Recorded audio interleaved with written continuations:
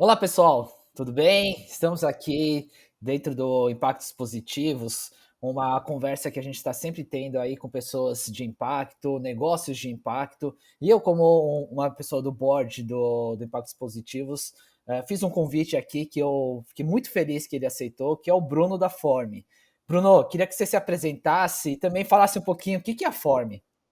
Show, obrigado Ale, obrigado aí pela oportunidade de estar participando desse bate-papo aqui. Tenho certeza que vai ser incrível. Sou o Bruno, sou um dos fundadores da Forme, que é uma startup que implementa o ensino de educação financeira nas escolas, tanto particulares quanto escolas públicas, desde os 3 aninhos de idade no ensino infantil até o Fundamental 2, 14 anos, e também 2024 a gente vai estar atendendo também o ensino médio ali, completando todo o ciclo de educação dentro das escolas. Eu gosto de começar, o Bruno, e eu conheço um pouco você, então assim, eu gosto de falar que a educação é a base de tudo, né? Se a gente está falando de impacto positivo, educação, nada melhor do que a gente falar de educação. E educação financeira é uma coisa que, historicamente, aqui no Brasil, a gente não estudou, por exemplo, eu mesmo, né? E sem querer entregar a idade, mas os meus pouco mais de 40 anos, eu não tive isso na escola. E aí, quando eu conheci, né, o seu trabalho dentro da Form também, eu realmente fiquei muito impactado e depois, até a gente já conversou várias vezes, você já participou de algumas aulas do MBA que eu dou aula, e você fala muito sobre, né, essa questão da educação financeira, e muitos alunos são impactados também, falam, poxa, se eu tivesse isso quando eu era criança, com certeza estaria como uma pessoa melhor. Eu queria que você falasse, então, assim, a sua trajetória. Por que a Forme e por que esse impacto que a gente tanto gosta e que você está fazendo isso no mercado? Boa. Ale, tem uma coisa que é bem importante, né? Quando a gente fala de educação, todo mundo sofre a dor da educação. Não necessariamente na educação básica, mas a educação, algum ensino que você acha que deveria ter aprendido em algum momento da sua vida e não teve, né? Então, de alguma forma, eu acho que talvez um dos poucos setores que você sente a dor, não às vezes do lado profissional, mas também do lado de cá pessoalmente falando, né? E quando a gente olha para a educação financeira, o ensino de educação financeira virou obrigatório nas escolas desde 2020, pela Base Nacional Comum Curricular. E eu venho de escola pública, né? Eu tenho minha trajetória aí na escola pública, e a escola pública ela tem inglês, né? Desde muito tempo, desde que eu me conheço por gente, estou com 28 anos, sempre foi obrigatório. Só que nenhum aluno da escola pública, poucos saem falando inglês, e geralmente não é por conta do ensino dentro da escola, é porque ele já tinha o interesse, ele ou ela já tinha o interesse ali e aprendeu fora. Aí quando a gente começa a olhar isso, o nosso questionamento, quando a gente viu a obrigatoriedade do ensino de educação financeira saindo, né, ali nas notícias, nas mídias, tudo, a gente entendeu e começou a se questionar, bom, educação financeira provavelmente vai pelo mesmo caminho de inglês, né, é obrigatório, mas é obrigatório só para inglês ver, né, no fim das contas, vai ser colocado em prática com eficiência, com qualidade, as crianças vão virar adultos financeiramente saudáveis, que vão saber realmente o que o dinheiro representa e não o que ele é, né? Que ele é só uma ferramenta para conquistar os seus objetivos. E nesse questionamento, a gente começou a olhar para o mercado e falou: a gente vai precisar fazer isso, porque a obrigatoriedade por si só não está resolvendo, né? A gente começou a achar algumas pesquisas, como por exemplo, 68%, segundo a BFIN, que é a Associação Brasileira de Educadores Financeiros, 68% dos professores estão endividados. Então, além disso, eles não tiveram nenhum tipo de ensino de educação financeira de forma prévia, então eles não tiveram nem na faculdade, nem no ensino básico, então como que eles vão lecionar sobre aquilo? Né? Cerca de aproximadamente 40% da população está inadimplente com algum tipo de apontamento nos órgãos de protesto, né? Mais da metade da população do Brasil está endividada, né? Gasta mais do que ganha, pega muito empréstimo bancário e tudo. Então, baseado nisso, a gente olhou e falou assim: se a gente conseguir fazer isso de forma superficial, a gente teve esse feeling, se a gente conseguir ensinar educação financeira desde pequenininho, provavelmente quando eles virarem adultos, eles vão tomar uma decisão melhor da vida deles ali, né? E aí, sem ditar nenhuma regra, se quer ser rico, se quer conquistar casa, carro, enfim, você vai ter as ferramentas ali. Depois a gente foi descobrir ali, para fechar minha resposta, que aproximadamente foi feito um estudo pelo Banco Mundial, em 2014, se eu não me engano, 2014, 2015, identificou aqui no Brasil, inclusive, que jovens que aprendem educação financeira na infância ou na adolescência pode impactar até 1% do PIB do país, ou seja, do Brasil, positivamente. Por quê? Os adultos são financeiramente saudáveis, então eles tomam decisões melhores, eles fazem reserva de emergência, né? Então, são adultos ali que tomam as melhores decisões e acabam, enfim, sendo financeiramente saudáveis. Então, quando a gente olhou tudo isso, a gente falou assim, bom, não vai ser rápido, mas é por isso e para isso que a forma vai ser construída dentro do mercado ali, né? Então, resumindo, É por isso que a gente fez a Form, tá bom? Pô, muito legal isso, né. E aí sua história também de ter estudado uma escola pública, acho que isso ajuda bastante. Eu sempre gosto de falar muito de empatia, né, nada melhor do que construir algum negócio de uma dor que realmente a gente viveu. E você falou ali que você está em escolas particulares e escolas públicas. É um local que você também já está atuando, que a Form já está atuando. Qual é o impacto que você está querendo também dentro de escolas públicas? Porque é o primeiro pensamento de todo mundo, né? Pô, escola particular, tá, vamos lá, entre aspas, né? É fácil entrar. E escola pública, que é tão complicado e que são pessoas que realmente necessitam, por exemplo, do aprendizado em educação financeira. Show, Ale. Esse ano a gente entrou em escolas públicas, tá?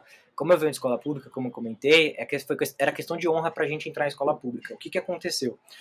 Como a gente precisava dar o primeiro passo, né? A gente precisava monetizar inicialmente a nossa solução, enfim, começar a tracionar, a gente precisava iniciar por um go-to-market, ou seja, entrar no mercado de alguma forma, ou escolas públicas ou de particulares.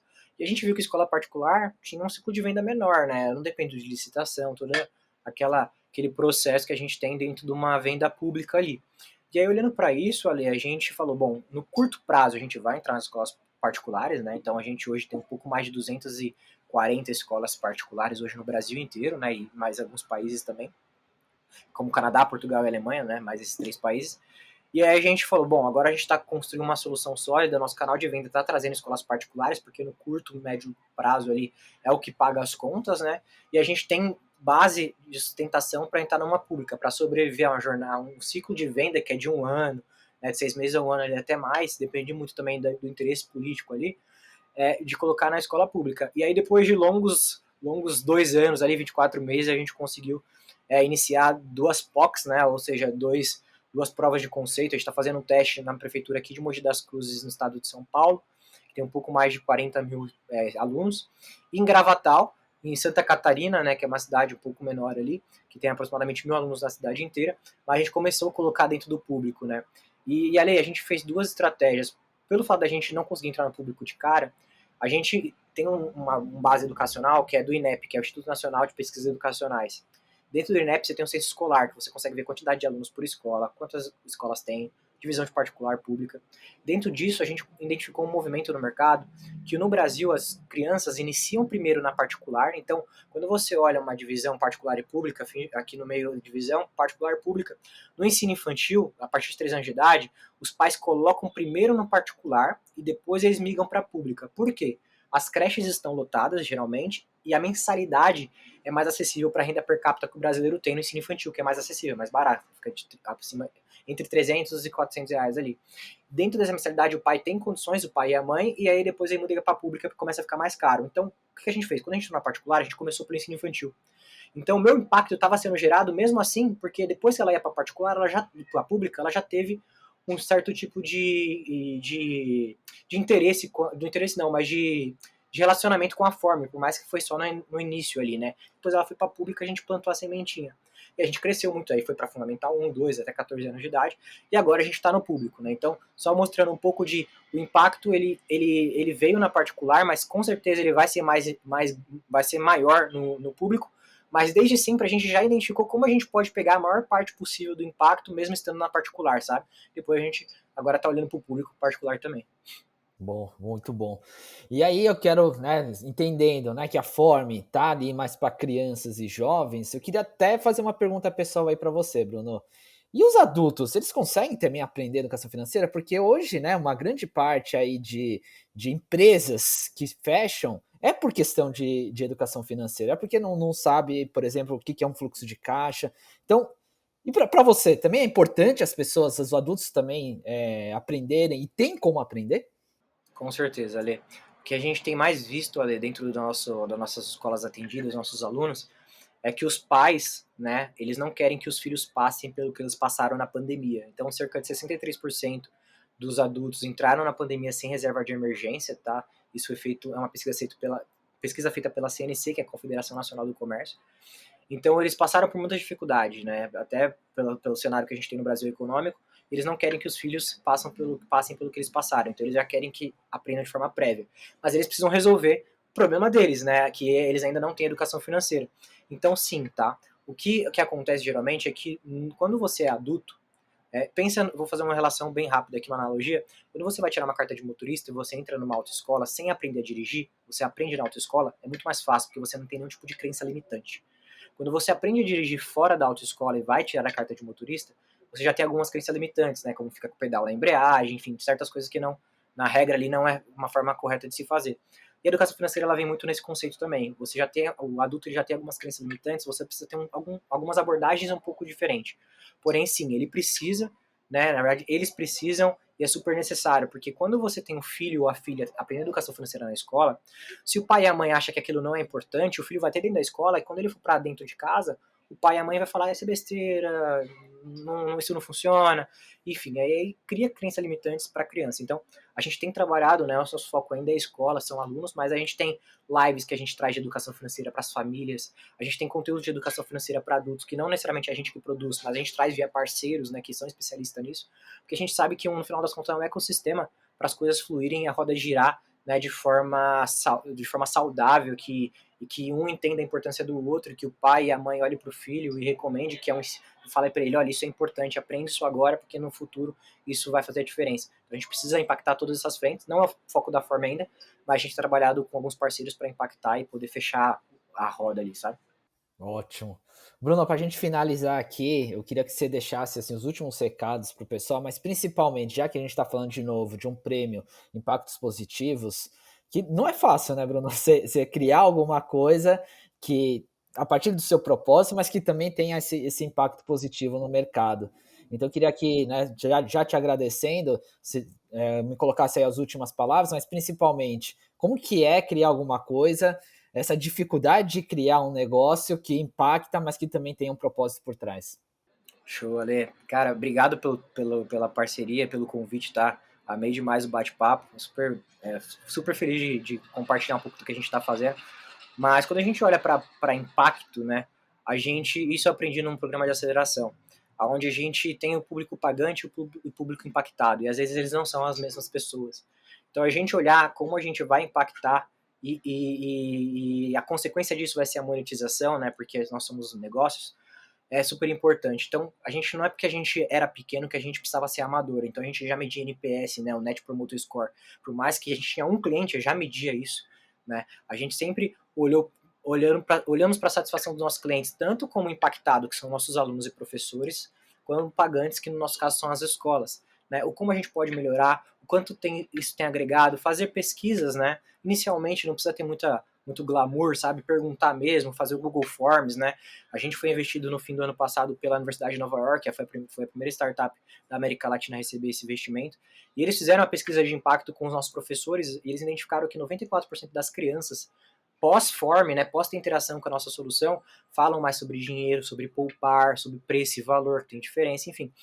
Começou a ver esse comportamento ali, falar, né, de corroborar um adulto financeiramente saudável através do que a gente tem ensinado pela nossa solução.